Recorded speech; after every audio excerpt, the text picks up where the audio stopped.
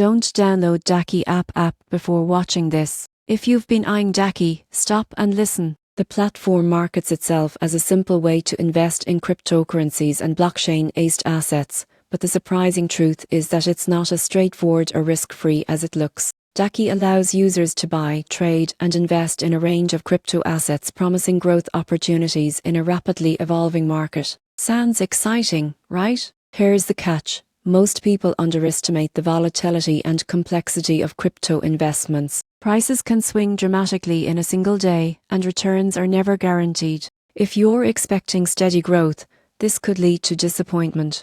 Another issue is regulatory uncertainty. Cryptocurrencies are still lightly regulated in many regions, and rules can change quickly. Some assets on Dacxi may face restrictions or even delisting depending on local laws. Understanding these nuances is critical before investing. Fees also play a role. Dacxi may charge transaction, management, or withdrawal fees. While these aren't always excessive, frequent trading can quickly erode potential gains. The platform's user-friendly interface makes trading easy, but ease of use does reduce risk. On the positive side, Dacxi offers access to curated crypto opportunities and educational resources to help investors navigate the market.